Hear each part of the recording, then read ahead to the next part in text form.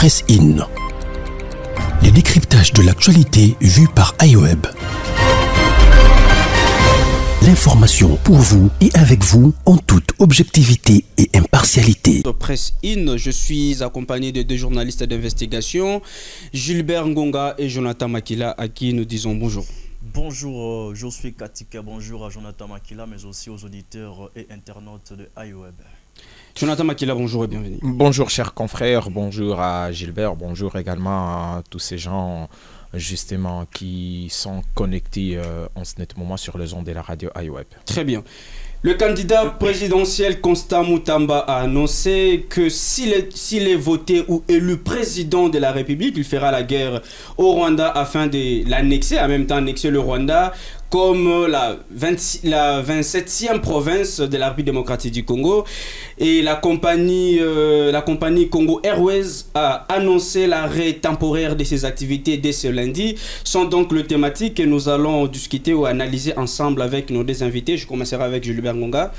Gilbert Ngonga, Constant Mutamba, qui est candidat présidentiel aux élections, je crois, en décembre. Le 20 décembre. Et comment Constant Mutamba a dit, si aujourd'hui il est élu président de la République, il fera la guerre sûrement avec le Rwanda et jusqu'à aller au-delà même d'annexer le Rwanda comme la 27e province de la République démocratique du Congo. Quelle est votre analyse? Quel est votre point de vue? Merci beaucoup pour la question, c'est pertinent. Nous devons d'abord souligner que nous sommes dans un état démocratique où il y a la liberté d'opinion, la liberté d'expression. Le candidat à la présidentielle de décembre 2023, Constant Mutamba, a le droit de tenir ce discours-là. Alors, je vais analyser le fond et la forme de son discours. Très bien. D'abord, il dit « si je suis élu ». Si c'est le conditionnel, cela voudrait dire qu'il n'est pas sûr de son élection à la magistrature suprême. C'est vrai que c'est une hypothèse, mais il devrait se montrer confiant et rassurant qu'il doit être élu à sa place. Je dirais, une fois au pouvoir, je vais annexer le Rwanda comme la 27e province de la République démocratique du Congo et non si je suis élu. Vous voyez, donc ça prête l'incertitude de sa part, d'où le travail que son équipe de communication devrait faire. Parce que tous les candidats, non seulement à la présidentielle, même les députés nationaux ont des conseillers en communication. Très bien. Donc il ne devrait pas dire si. Moïse Katumbi avait dit, une fois au pouvoir, dans les 6 mois qui suivent, je mettrai fin à la guerre de l'Est. Ça passe. Mais quand vous dites, si je suis élu, bon, c'est une sorte d'incertitude. Et là, c'est de 1. De 2, il s'agit d'un discours propagandiste. C'est vrai, la propagande, la période où la campagne électorale n'a pas encore démarré officiellement en République démocratique du Congo pour les prochaines élections, mais là, c'est la pré-campagne électorale. Une fois déposé votre candidature, vous devez faire une déclaration à la presse. Et c'est comme une déclaration allant dans le sens de la propagande. Très bien. Alors, dans un discours propagandiste, il y a ce qu'on appelle les mensonges. Il y a un auteur très important qui s'appelle Patrick Charodeau qui a écrit tout un ouvrage sur ça. Et il a dit dans cet ouvrage que derrière tout discours d'un politique, il y a un grand mensonge qui se cache. Même si la personne a la bonne foi, la volonté de mieux faire les choses, dans son discours, il y a toujours un mensonge qui se cache. Il y a un autre auteur qu'on appelle Victor Hugo, un auteur français. Il est écrivain. Il a dit, vous devez vous efforcer tous les jours de la vie de voir dans les choses plus que les choses. C'est-à-dire nous devons aller au-delà de ce que Constant Mutamba a dit pour mieux scruter ces phénomènes, ces problèmes de l'insécurité dans l'Est du pays. Cela voudrait dire quoi? Il dit, si je suis élu, je vais annexer le Rwanda. Cela voudrait dire que le problème de l'insécurité va continuer jusqu'à l'organisation des élections. D'ailleurs, c'est la question. Si aujourd'hui la RDC arrive à faire la guerre avec le Rwanda, et si aujourd'hui, comme a dit les futurs présidents, disons dans ce sens, de la République, Constant Mutamba, finalement décide d'annexer le Rwanda comme la 27e province. Voilà, la 27e province de la République démocratique du Congo, pensez-vous qu'on aura la stabilité dans cette partie-là de l'Est de la République démocratique du Congo, où il y aura finalement la fin même des hostilités, des conflits qui existent à l'Est de la République démocratique du Congo? Là, nous sommes en train de réfléchir sur le sexe des anges. Très bien.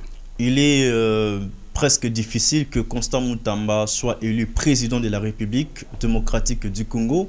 Il est presque impossible que Constant Mutamba, s'il sera élu... Il est candidat de la jeunesse. Voilà, bien sûr. Vous savez, madame, celle qui était la seule candidate femme, là, comment elle s'appelle encore? Ifoko. Vous savez que la population congolaise, je peux dire 80%, si j'ai exagéré, je dirais 60% de la population congolaise, très bien. Est-ce que va voter qui est? Non, il n'y a pas la solidarité. Même s'il est candidat de la jeunesse, est-ce que la jeunesse va le porter à cœur jusqu'à la magistrature suprême? Il est le seul candidat où sa base, son parti a décidé de cotiser pour son élection. Vous ne voyez pas que c'est déjà je vous rappelle de la considération? Non, pas les seuls. Je vous rappelle que Denis Mukwege, il y a un groupe de gens qui ont contribué pour sa caution électorale. Mais Denis Mukwege, quand même, avec son non, il a l'argent, mais ce groupe de gens ont cotisé de l'argent pour soutenir sa candidature à l'élection présidentielle. Alors, j'étais en train de dire ceci. Okay. Il est presque impossible que Constant Mutamba soit élu président de la République démocratique du Congo. Regarde ce qu'ils font. Moi, je parlais personnellement avec un ancien candidat à l'élection présidentielle. Voici ce qu'il m'a dit. Il m'a dit, quand je postulais, je savais pertinemment bien que je n'allais pas gagner l'élection présidentielle. Mais j'avais postulé juste pour s'imposer, n'est-ce pas? Juste pour chercher la notoriété. À travers ma candidature à l'élection présidentielle, je suis connu aujourd'hui. Tout le monde parle de moi. Et en 2023, je vais encore postuler.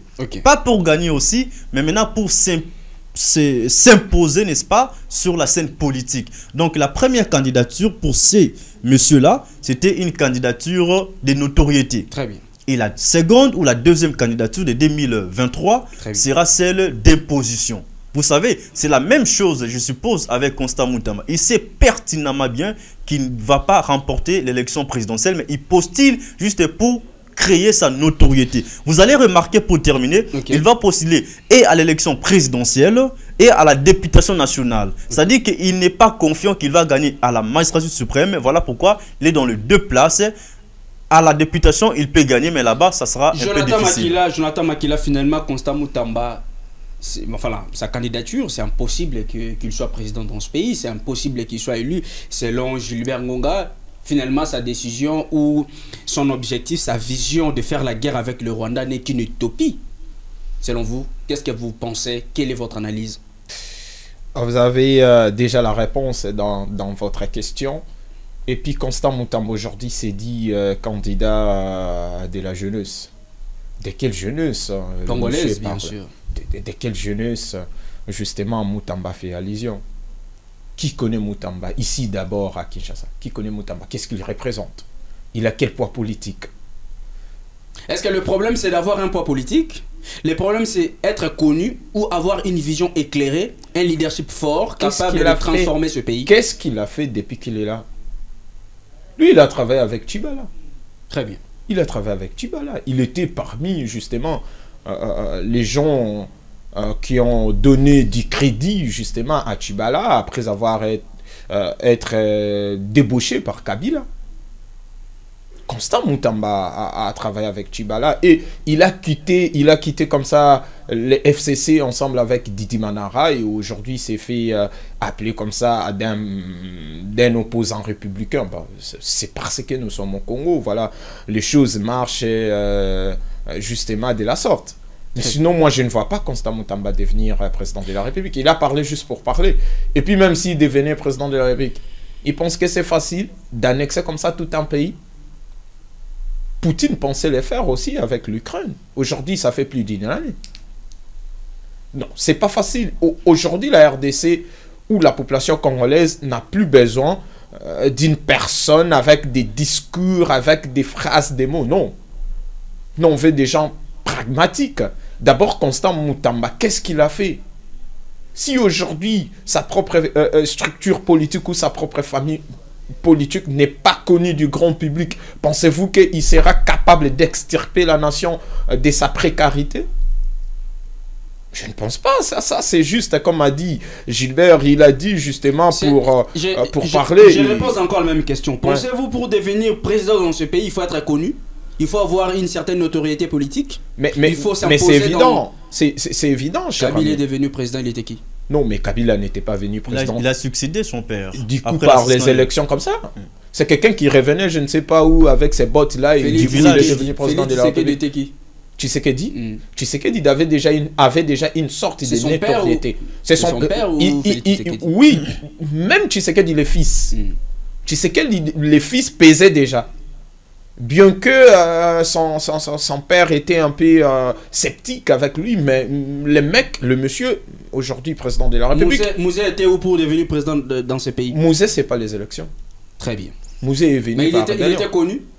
Mouzé n'était pas connu, mais Mouzé, Afdel d'ailleurs, c'était pas Mouzé. On est allé prendre Mouzé là où il était, et puis du coup, il était devenu le numéro 1 pour parler comme ça, ce qu'on appelle comment rébellion, si c'est rébellion, pour éviter les termes agression. C'est comme ça qu'on est parti voir Mouzé. Mais sinon, au Congo aujourd'hui, pour remporter les élections, cher ami, en tout cas, il faut avoir une sorte de notoriété ou un aura. Parce que Fayoulou aujourd'hui, si Fayoulou en 2018, Fayoulou a fait quelque chose, c'est parce qu'il y avait Bemba derrière lui, c'est parce qu'il y avait Moïse derrière lui, c'est parce qu'il y avait Freddy Matungulu et autres. Si Fayoulou était parti comme ça seul, en tout cas, il n'allait pas faire les résultats qu'il a pu faire en 2018. C'est comme ça que je dis avec Constant Moutamba. D'abord, il doit redynamiser sa famille politique, il doit redynamiser sa propre, justement, formation politique. Vous pensez que son discours prouve déjà à suffisance que Constant Moutamba ne remportera pas sûrement les élections, parce que dire déjà faire la guerre avec le Rwanda, c'est déjà un grand problème, parce que les Rwandais influencent en quelque sorte nos élections. Bon, dire ça, en tout cas, je ne peux pas me permettre, parce que Dieu est souverain, il fait grâce à qui il veut. Peut-être qu'il peut bénéficier comme ça de la grâce divine, et du coup, il peut devenir président de la République. Mais même s'il devenait président de la République, il ne fera jamais ce qu'il a dit. Ça, c'est juste, il a dit pour dire, parce qu'il sait très bien que le Congolais, justement, a besoin d'un homme fort pour sauver la nation. Mais même si aujourd'hui, il devenait président de la République, il ne fera jamais ce qu'il a tenu. Il ne va jamais concrétiser ou réaliser cela, ce qu'il a tenu comme propos là. Pourquoi? Parce que déjà, ça sera en violation du droit international. Et puis, il sait très bien que ça ne sera pas facile. Parce que le Rwanda, aujourd'hui, a aussi des alliés. Très bien. Et si la RDC s'élève, justement, ou veut se battre contre le Rwanda, en tout cas, ça sera un peu compliqué, parce que ça ne sera pas quelque chose que l'on va remporter d'un seul jour ou d'une minute comme ça. Gilbert Ngonga, je reviens à vous. La RDC, ça sera impossible que la RDC puisse faire la guerre avec le Rwanda, d'autant plus que le Rwanda a aussi ses alliés. Déjà, c'est voué à l'échec par rapport au discours de Constant Moutamba. Oui, c'est possible que la RDC fasse la guerre au Rwanda, parce que nous avons une armée qui est en train d'être réformée. C'est possible ou impossible? C'est possible plutôt que la RDC fasse la guerre au Rwanda, parce que nous avons une armée qui est en train d'être reformée avec les efforts du président de la République, Félix Antoine Tshisekedi. Cette armée qui était infiltrée hier, qui n'avait pas la possibilité de s'acheter des armes ou des équipements militaires pour combattre les ennemis. Oui, est en train d'être réformé par les efforts du chef de l'État, Félix Tshisekedi. Donc, par conséquent, je pense que notre pays est prêt, n'est-ce pas, à faire la guerre au Rwanda. Mais le problème, ce n'est pas seulement celui de faire la guerre au Rwanda. On peut faire bien la guerre au Rwanda, mais le problème reste inchangé. Vous voyez, alors, le Rwanda nous fait la guerre de manière indirecte via la rébellion du 1-23. Ce que nous pouvons faire, c'est agir comme le Rwanda. C'est-à-dire, nous devons créer une rébellion. Et cette rébellion, on va travailler... Créer une rébellion où? Au Rwanda? Au Rwanda, bien sûr. Pas ici chez nous. Vous avez la capacité, vous avez la stratégie pour le faire? Bon, les officiers de l'armée vont réfléchir là-dessus. Je pense qu'on a des hommes et des têtes pensantes dans ce pays. Ils vont réfléchir, ils vont mettre des stratégies, des stratagèmes en place pour faire la guerre au Rwanda. C'est-à-dire créer une rébellion sur le sol rwandais et combattre les régimes Kagame, et jusqu'à ce que nous allons entrer directement au Rwanda, et s'il faut l'annexer. Donc je rejoins mon frère Jonathan Makila. Constant Mutamba, quand il dit qu'une fois, si je suis élu, je vais annexer le Rwanda comme la 27e province de la RDC. C'est juste pour dire, il ne va rien le faire. Vous savez, un chef de l'État ne se gère pas, on le gère. Là, maintenant, ce sera deux personnes différentes. Constant Mutamba en tant que candidat président de la République et Constant Mutamba en tant que président de la République. Très bien. Vous voyez, dans l'hypothèse où il pourrait être élu président de la République. Donc, ça sera deux personnes différentes et les comportements qu'elles affichent seront totalement différents. Donc, c'est un discours d'avant le fauteuil présidentiel. Vous savez combien de discours prononcés par le chef de l'État actuel Tshisekedi, alors qu'il était encore à l'opposition. Une fois devenu président de la République, il se rend compte que non, ce n'était pas facile de dire tout ce que j'avais dit avant. Non, là, c'était pendant qu'il est président. Ah, oui. Je parle des déclarations de Tshisekedi avant le fauteuil présidentiel. Okay. Il a fait beaucoup de déclarations. Très bien. Vous voyez? Alors, aujourd'hui, il ne sait pas concrétiser sa parole d'hier, justement parce qu'il ne se gère pas, on le gère. Il a promis pendant la campagne électorale, Tshisekedi, d'aller... Tout à fait, tout président, non seulement Tshisekedi. Pendant la campagne électorale... Président africain, ou on parle du monde. Du monde. Qui gère le président du monde? Non, il y a plusieurs départements. Il y a toute une équipe. Hein. Il y a plusieurs départements. Il y a une équipe de communication, une équipe de l'accoutrement, par exemple, de la gestuelle. Donc, les gestes du président. Très bien. Comment tu peux faire poser tes gestes? Comment tu vas t'asseoir dans une chaise? Comment tu peux marcher? Il se gère. Donc, c'est pour dire quoi? Constant Mutamba confond les choses. Et il faut maintenant déterminer la cible de son discours. Parce que des personnes intelligentes, des personnes scientifiques comme nous ici sur ce plateau, il ne peut pas nous dire que demain, président de la République, il va annexer le Rwanda comme la 27e province de la RDC. Ça ne passe pas, vous voyez. Mais le commun des mortels, le monsieur tout le monde, les Congolais aiment les sensationnels, vous voyez, des discours qui nous incitent, qui attirent, mais en réalité, c'est creux. C'est vide en fait. C'est aucun soubassement. C'est-à-dire que la population de, excusez-moi les termes, de basse classe va consommer ces discours et peut même voter Constant Mutamba comme président de la République. Les gens qui sont hostiles au Rwanda, en écoutant ces discours de Constant Mutamba, ils peuvent voter pour Constant Mutamba pour qu'enfin, qu'ils puissent annexer le Rwanda comme la 27e province, alors que ça ne passera pas. Voyez, alors il doit tenir compte des différentes couches de la population congolaise, des rangs sociaux et même de... bon, là la cible c'était la population, mais c'est tout le monde. Mais après il doit mettre des stratégies en place pour d'autres discours qui intéressent des scientifiques qui réfléchissent. Il ne suffit pas de mentir parce que le peuple congolais a été menti plusieurs fois. Même quand Katumbi hier disait qu'une fois élu, dans les 6 mois qui suivent, je mettrai fin à la guerre.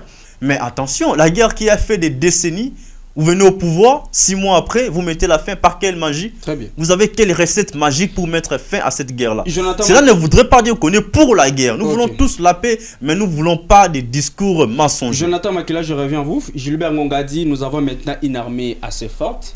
Et le président de la République actuelle, Félix Antoine Tshisekedi Tshilombo, a fait un peu des réformes. Notre armée était infiltrée. Aujourd'hui, on suppose qu'il n'y a plus d'infiltration dans notre armée.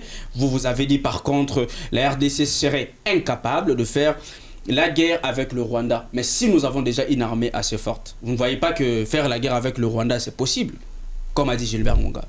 Si aujourd'hui les FARDC sont devenus forts, ils attendent quoi pour récupérer Bunagana? Ils attendent quoi pour défaire les M23? Une armée sous Chiwewe. Non, mais peut-être on peut tenir des propos pareils parce qu'on est patriote, par amour du pays. Non, ici il y a les analyses. Il faut faire des analyses scientifiques comme on les fait déjà. C'est ce que j'ai dit, cher ami.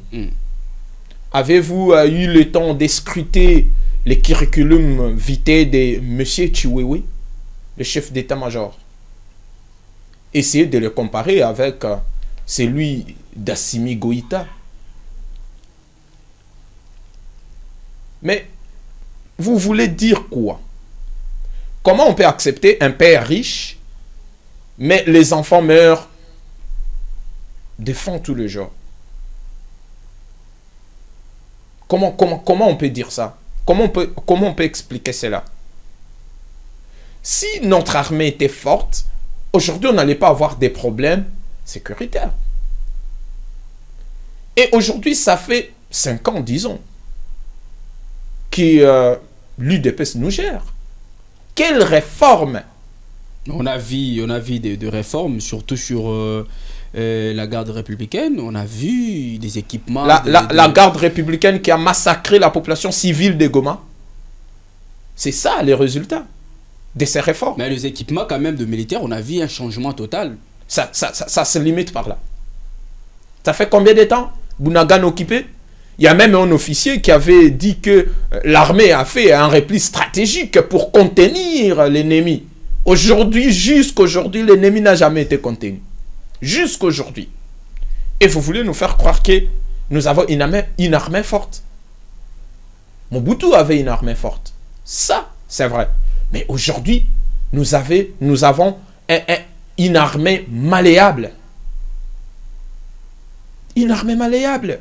On ne sent pas une sorte d'engagement, justement, concernant la protection de l'intégrité territoriale. Notre armée n'est pas encore capable de faire face à l'armée rwandaise ou de faire la guerre avec le Rwanda. Mais si Antonio Guterres vous dit que nous n'avons pas assez de munitions ou nous n'avons pas assez de logistique pour contrer les M23. Antonio Guterres, secrétaire général des Nations Unies. Très bien. Nous allons prendre nous le dit ça. sujet. Et aujourd'hui en RDC, moi je pense que pour défaire les M23, c'est pas un problème qui concerne comme ça toute une armée. Non, avec un seul bataillon aujourd'hui, on peut facilement défaire les M23. Mais comme nous n'arrivons pas à traiter ces sujets au sérieux, nous n'arrivons pas à prendre ces sujets au sérieux, voilà pourquoi ça demeure. Nous allons prendre le deuxième sujet. Je sais que Gilbert va faire un petit toilettage, mais je vais poser la question sur la compagnie Airways. Mais aujourd'hui, vous dites que notre armée est un peu structurée. C'est difficile pour récupérer Bunagana. Comment vous allez faire la guerre avec le Rwanda? Vous allez répondre à la deuxième question. Aujourd'hui, la compagnie Airways a fermé ses portes temporairement. Quelle est la cause? Et pourquoi depuis ce temps d'ailleurs, je signale ici que le chef de l'État avait initié, je crois, une instruction je crois bien sur la remise mettre à disposition bien sûr des fonds pour le... Des fonds d'urgence, ça il faut bien préciser, oui. Depuis 2021. 2021, oui, pour le maintien des opérations de cette compagnie nationale. Mais jusqu'aujourd'hui, il y a encore un grand problème. Voilà, je commence par la première préoccupation, bon, pas vraiment toilettage. Je suis d'avis avec Jonathan Makila que notre armée n'est pas forte, pour ne pas dire qu'elle est faible. Je préfère dire qu'elle n'est pas forte. Alors, pourquoi elle n'est pas forte? Parce que cette armée a été infiltrée pendant plusieurs années. Cette armée n'avait pas, n'est-ce pas, la possibilité de s'acheter des équipements militaires pour combattre les ennemis. C'était une armée de brassage, de mixage. Heureusement que le Parlement congolais, je parle ici de l'Assemblée nationale, qui avait interdit au gouvernement de mixer ou d'intégrer voilà, les anciens rebelles dans l'armée. Heureusement. Alors, aujourd'hui, Bunagana entre les mains de la rébellion du 1-23, oui. Qu'est-ce que nous attendons pour récupérer Bunagana? Justement, je pense bien que les stratégies sont en train d'être mises en place pour récupérer Bunagana. Mais ça a pris du temps certainement, ça a pris du temps. Il s'agit là de la guerre. Avant de combattre l'ennemi, il faut évaluer sa force. Les hommes que nous avons, les équipements militaires, c'est notre propre territoire bien sûr. C'est comme ça partout dans le monde. Même en Ukraine aujourd'hui, l'armée russe, n'est-ce pas, agresse l'Ukraine, mais l'Ukraine, tout comme la Russie, évalue leur propre force. C'est une armée régulière, c'est une armée étatique, ce n'est pas un groupe de gens ou une rébellion quelconque. Non, même si ici, même en RDC, le 1-23, armée rwandaise, en fait, c'est l'armée rwandaise qui agresse la République démocratique du Congo. Officiellement, c'est le 1-23. Officiellement, on dit que c'est le 1-23, mais officieusement, nous savons que c'est le Rwanda. Plusieurs rapports des organisations internationales, tout comme de l'ONU, n'est-ce pas? Parce qu'un groupe d'experts de l'ONU a attesté que c'est l'armée rwandaise était sur le sol congolais pour agresser les Congolais. La France soutient le djihadiste au Nigeria. On dit que le djihadiste met à mal le gouvernement de l'État, ou on dit la France qui met à mal le gouvernement nigérien. C'est le djihadiste. Mais s'il s'agit des M23, parlons donc des M23. On connaît Willy Ngoma qui est porte-parole des M23. Il fait ses discours. Il déclare même la rentrée scolaire des enfants, bien sûr, de Bunagana. La RDC est incapable de récupérer Bunagana. Ce n'est pas une armée régulière qui fait face à la RDC. C'est une rébellion. Donc il faut faire déjà la différence. Bon, c'est une couverture en fait. C'est une couverture. C'est ce que je dis, non, à ma première prise de parole. Dans un discours, il y a les dits et les non-dits. Il faut aller au-delà de ce qui est dit. Il faut creuser les discours en fait. Aujourd'hui, le pays est balkanisé. Même si on dit que non, même s'il faut signer les pactes avec les diables, le Congo restera un indivisible. Vous allez déjà répondre en réalité, on sait que le Congo est déjà divisé. Bunagana est entre le mains de la rébellion M23, entre le mains du Rwanda. Et à Bunagana, c'est quelle monnaie qui est utilisée? Les échanges commerciaux se passent dans quelle monnaie? C'est ça la question. Voilà, pour prendre la question des Congo Airways, vous savez, il y a des pays africains qui se développent rien qu'à travers des compagnies aériennes plutôt. Je prends l'exemple de l'Éthiopie. L'Éthiopie aujourd'hui se développe à travers notamment sa compagnie aérienne. Éthiopie Airlines, je crois. Comme ça. Tout à fait. Voilà, cette compagnie fait beaucoup d'argent et ça facilite la survie de la population de l'Éthiopie. Pourquoi pas nous? Un grand pays d'Afrique comme le nôtre, la République démocratique du Congo, avec sa compagnie aérienne, Congo Airways, n'a qu'un seul avion. Laissé par Kabila? Laissé par Kabila, bon, les hommes passent, les institutions restent et demeurent. Vous voyez, un seul avion, c'est inconcevable. Si vous partez au Rwanda, les petits pays que nous appelons Rwanda, géographiquement bien sûr, les petits pays qu'on appelle Congo-Brazzaville, à l'Angola, ils ont plus d'un avion. Mais nous, c'est un seul. Et tout à l'heure, vous avez dit, le chef de l'État avait instruit d'urgence au gouvernement de doter les moyens conséquents, n'est-ce pas, à cette compagnie afin qu'elle puisse décoller. 2021, 2022, 2023, ça fait 3 ans. Où sont partis ces moyens? Est-ce les moyens ont été mis en place à cette compagnie aérienne pour son décollement, oui ou non? C'est ça la question. Voilà pourquoi l'IGF doit intervenir. Soit les moyens ont été déboursés et sont détournés, soit les moyens n'étaient pas déboursés et par conséquent, la compagnie est par terre. C'est une honte pour la République démocratique du Congo, à la veille des élections. Et comme ça, vous demandez à la MONUSCO de partir? Si la MONUSCO part aujourd'hui, comment vous allez faire pour le déploiement des matériaux électoraux sur l'ensemble du territoire du pays? Avec quel avion que vous avez? Supposons que la MONUSCO partait aujourd'hui et après. Comment nous allons faire? Voilà pourquoi, dans une des émissions, j'avais dit l'importance de la MONUSCO pour l'instant, c'est notamment dans les déploiements des équipements électoraux. Donc, ce qui revient à dire que la RDC ou le gouvernement congolais doit travailler d'urgence, d'arrache-pied, pour doter Congo Airways de plus d'un avion, c'est-à-dire 2 ou 3 avions dans un premier temps, et après, on peut ajouter plusieurs avions. Je vais vous donner encore la parole. Attendez. Vous savez, un individu comme Kabila Kabange, ancien président, a un jet privé. Félix Tshisekedi, le président actuel, a un jet privé. N'est-ce pas? Mais le pays n'a qu'un seul avion tombé en panne en plus. Un avion donc, qui ne marche pas bien. Et là même, c'est mettre la vie de la population congolaise en insécurité. Ce n'est pas la première fois que cet avion tombe en panne. C'est plus d'une fois. Très bien. Jonathan Makila, finalement, le gouvernement n'a pas de moyens, n'a pas d'argent, il faut qu'on se le dise, pour, bien sûr, mettre à l'abri la compagnie Airways. Qu'est-ce que vous pensez? Quelle est votre analyse? Casa digère quoi, au juste? Parce qu'à chaque question, le gouvernement n'a pas d'argent, le gouvernement n'a pas de moyens. Il gère quoi en tant que ministre des Finances? Déjà, je vous rappelle, chers journalistes, lors de la 111e réunion du Conseil des ministres, Tshisekedi avait instruit le déblocage des fonds d'urgence pour soutenir Congo Airways. Très bien. 2021. La même année, le président de la République avait rappelé la stratégie du gouvernement axée principalement sur la relance de Congo Airways, il est allé signer même un accord avec le Kenya Airways pour location de 2 aéronefs Embraer et 190. Chose aujourd'hui qui a entravé davantage les capacités de Congo Airways. Et aujourd'hui, on nous dit que le gouvernement n'a pas assez d'argent. Le gouvernement n'a pas de moyens. Depuis 2021 jusqu'à aujourd'hui. Nous sommes en 2023. Mais est-ce que, je sais pas, est-ce qu'aujourd'hui, on fonctionne toujours avec nos têtes ou comment? Mais ça, c'est une question, en principe, qui devait être traitée à la hâte. C'est une honte de voir une compagnie comme ça fermer ses portes. C'est plus que même la honte. Il faut chercher un autre qualificatif. C'est plus que même la honte, ça. Et les avions, maintenant, sont cloués sur le sol. On ne sait plus quoi faire. Déjà, pour se déplacer, ça demande beaucoup. C'est tout un problème. Très bien. Nos différentes provinces ne sont pas reliées.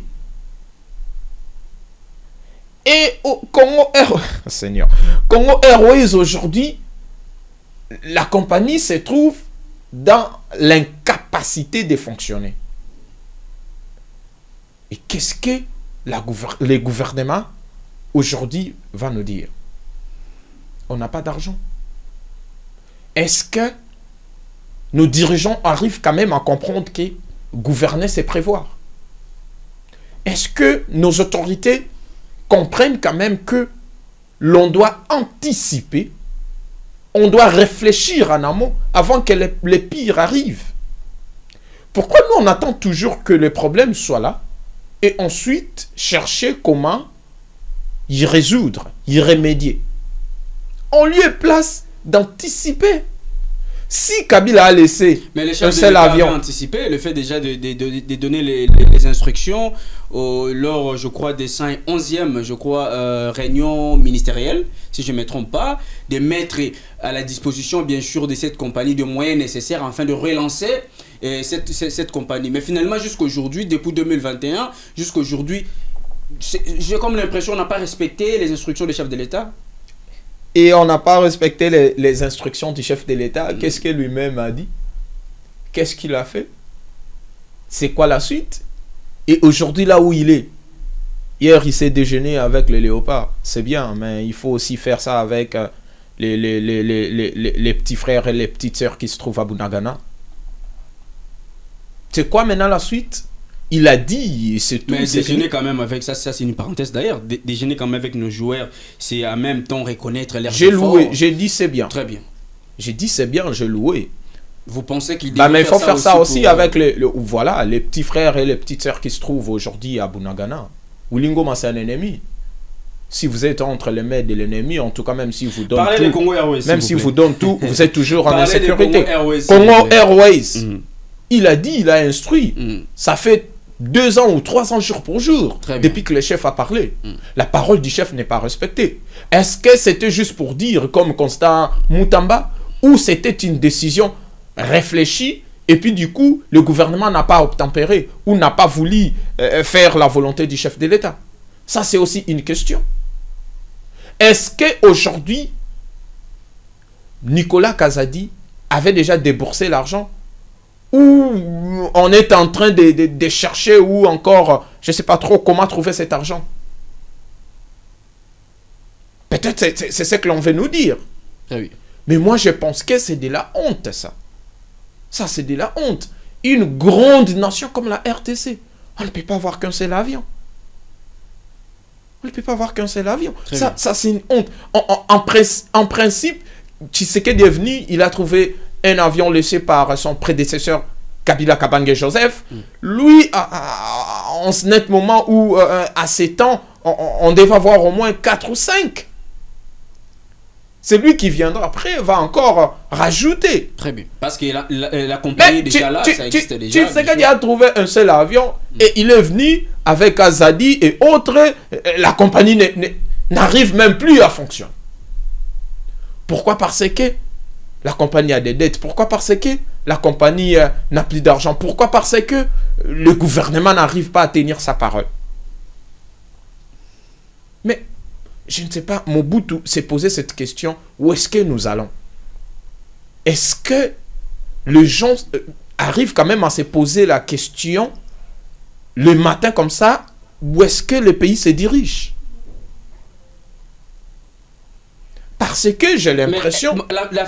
D'ailleurs, la fermeture de cette compagnie, ce n'est pas une sorte aussi de minimiser cette société, cette compagnie. Le fait, bon voilà, aujourd'hui il y a un débat selon lequel Kabila n'avait rien fait, mais le Congo Airways quand même est là, la compagnie Congo Airways, laissée par Joseph Kabila. Si aujourd'hui on donnait plus de moyens dans cette compagnie, ça va plus vendre l'image, je ne sais pas moi, de l'ancien président, ou bien ça va... Non, non, c'est pas une question de vendre comme ça l'image de Joseph Kabila ou de Tshisekedi. C'est l'image de la nation. C'est l'interprétation de certains Congolais. Non, mais les Congolais veulent rester dans ces discours, dans ces débats des bas étages. Moi, je ne suis pas là. Moi, je vois la nation. Moi, je ne vois pas un individu. Très bien. Moi, je vois la nation entière. Si aujourd'hui, la RDC arrive comme ça, justement, à se comporter comme une nation, ça sera une fierté nationale. Nous n'avons plus d'un sentiment national. Pourquoi? Nos voisins ici ne nous respectent plus. Regarde sur TikTok, regarde sur Facebook, comment les Maliens nous insultent nuit et jour. Très bien. Est-ce qu'on insulte Tshisekedi ou on insulte Kabila? On insulte la population congolaise. On doit se battre pour ça. C'est notre image, c'est notre identité, c'est notre pays. Nous n'avons qu'un seul pays, c'est la République démocratique du Congo. Et nous ne sommes pas là pour travailler. Nous ne sommes pas là pour travailler pour les intérêts de Tshisekedi ou de Kabila. Aujourd'hui, je me pose la question. Tout ce que les gens font aujourd'hui, c'est au nom du chef de l'État, sous l'impulsion du chef de l'État. Je soutiens inconditionnellement les actions du chef de l'État. Même le Premier ministre qui vous dit que j'ai fait la volonté du chef de l'État. Si on pose au chef de l'État, c'est quoi votre volonté? Il vous dira ce que le Premier ministre fait. Mais la volonté en question, on n'arrive même pas à comprendre. C'est quoi en réalité cette volonté qui ne fait que regresser la nation? Et je dirais quoi, les fanatiques aveuglés arrivent à applaudir nuit et jour sans trop réfléchir pendant que les autres avancent. Nous ne faisons que régresser. C'est déplorable, chers frères. Les gouvernements respectent la volonté des chefs de l'État. Malheureusement, les instructions données pour le relancement, bien sûr, de cette compagnie, jusqu'à aujourd'hui, on ne voit pas de résultats, on ne voit pas les instructions, bien sûr, des chefs de l'État. Qu'est-ce qui bloque? Qu'est-ce qui manque? Est-ce que c'est les manques de suivi, manque de contrôle, ou je ne sais pas moi, cette décision c'était juste une décision pour bien sûr plaire aux Congolais, mais finalement c'était pas une décision au fond qui devrait bien sûr donner des résultats escomptés par rapport pour bien sûr relancer cette compagnie. Ce que j'aime avec le gouvernement Sama, ce que j'aime avec le chef de l'État, Félix-Antoine Tshisekedi, c'est la volonté. Très bien. Ils ont la volonté de faire changer les choses, mais seulement ils sont bloqués quelque part.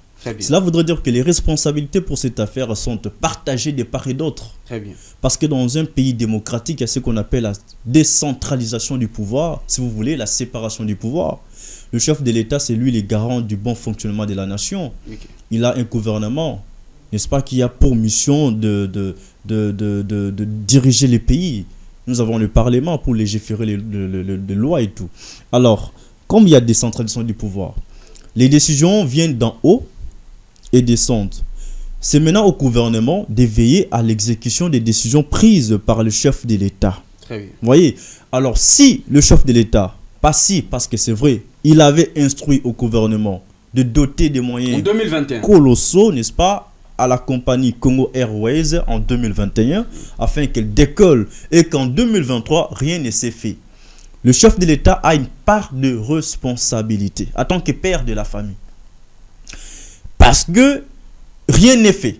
Comme rien n'est fait, il a fallu qu'il y ait des sanctions. Très bien. On devrait sanctionner les personnes concernées. Les ministres qui ont été instruits par les chefs de l'État, notamment celui des Finances, doivent être sanctionnés par le chef de l'État, Félix Tshisekedi. S'il faut les révoquer, il doit le faire. Parce qu'il n'a pas droit à l'erreur, parce que nous sommes à la fin de son premier quinquennat. je ne cesse de le dire, la population retient les dernières actions posées par les régimes, posées par un chef d'État. C'est déjà voyez, une action acceptable. Oui, nous acclamons, acceptable, nous applaudissons de demain. Mais après, il y a des actions qui peuvent tourner contre le chef de l'État. Aujourd'hui, le transport aérien doit être amélioré, retravaillé en République démocratique du Congo. Ça doit être travaillé dans le fond, Je vous rappelle qu'en 2022, je crois au mois d'avril 2022, les autorités de la République démocratique du Congo avaient annoncé la création d'une deuxième compagnie aérienne, n'est-ce pas? Très bien. Pour permettre au pays de disposer des avions pour des vols internationaux. Mais aujourd'hui, où en sommes-nous? Et on devrait créer une autre compagnie aérienne alors que la première qui existe ne décolle pas, boîte à des problèmes. On devrait d'abord commencer, n'est-ce pas, par résoudre les problèmes identifiés à la première compagnie aérienne avant d'en créer une autre. Voilà pourquoi je me dis c'est un problème qui se pose dans notre pays. Alors, c'était quoi l'objectif? Et aujourd'hui, si on n'a aucun avion, un pays qui manque d'avions, même le Burundi, les pays les plus pauvres du monde, a plus d'un avion. À plus forte raison, nous, la République démocratique du Congo, pays potentiellement riche. Mais nous manquons un avion opérationnel. Les décisions des chefs d'État n'ont jamais été respectées dans ces cas. Les projets Tchilégelou, on a vu des détournements. On a détourné, bien sûr, le fonds pour projet Tchilégelou. Il y a eu des projets où il y a eu des détournements. Donc, on suppose que dans toutes les décisions prises par les chefs de l'État, il n'y a pas le respect, il n'y a pas vraiment un contrôle. Non, quand tu dis dans toutes les décisions, non. Dans certaines décisions, il n'y a pas le respect, il n'y a pas le suivi. Alors, si les gens ne respectent pas, c'est parce qu'ils savent qu'il y a impunité, n'est-ce pas? Au sommet de l'État, on sait que bon, il va rien faire, il instruit, mais après, il va oublier. Mais si les chefs de l'État sanctionnent, si moi, on me sanctionne aujourd'hui, ça va vous servir d'exemple, vous, n'est-ce pas? Et vice-versa. Je me dis, si le 2G me sanctionne aujourd'hui, ça doit servir d'exemple pour vous. Et vous devez vous comporter dignement pour ne pas tomber dans la même erreur que moi et d'être sanctionné. Vous voyez? Donc, le chef de l'État doit sanctionner. Vaut mieux tard que jamais. Nous sommes à quelques mois des organisations ou de l'organisation, voulais-je dire, des élections générales en République démocratique du Congo. Il doit tout faire pour remettre les choses aux normes. Il doit tout faire parce que ça va de son intérêt. Ça va vraiment de son intérêt. Mais ça n'a pas commencé non seulement. Il doit attendre encore 2 ans pour commencer à sanctionner. Depuis 2021, prendre une décision en 2021. Vous avez appris qu'il y a certains magistrats qui ont été révoqués, je pense. Très bien. Ça s'appelle sanction. Cela voudrait dire qu'il a commencé à sanctionner. Mais moi, je parlais plus dans ces secteurs des transports aériens. Très bien. Il doit sanctionner les coupables, les personnes qui se reprochent de quelque chose. Elles doivent plutôt être sanctionnées et ça servira d'exemple pour d'autres fonctionnaires de l'État ou ministres qui détournent les fonds de l'État sans explication claire. Voilà. Jonathan Makila, je termine avec vous. Finalement, les chefs de l'État ne sanctionnent pas, malgré le non-respect, bien sûr, de ces instructions. Un chef qui ne sanctionne pas, c'est un faux chef. Soit il connaît quelque chose, soit il se reproche de quelque chose, soit ou encore son autorité est bafouée. C'est ça. Il n'y a pas de... Il n'y a pas de fausses troupes, il n'y a que des faux chefs. Très bien.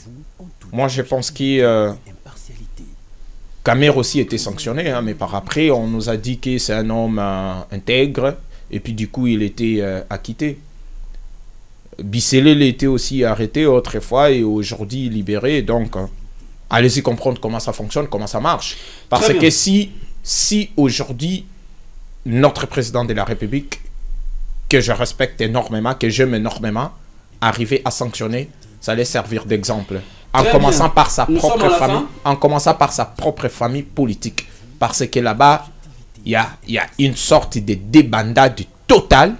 Et du coup, maintenant, ça dérange toute une nation. Et voilà comment nous sommes gérés, voilà comment nous sommes dirigés. Très bien. Nous sommes à la fin de notre émission, presque une émission d'analyse. J'étais bien sûr accompagné des journalistes d'investigation, Jules Bengonga et Jonathan Makila. Nous vous disons merci. Nous allons nous retrouver au prochain numéro. Au revoir. Presse In. Les décryptages de l'actualité vus par iWeb. L'information pour vous et avec vous en toute objectivité et impartialité.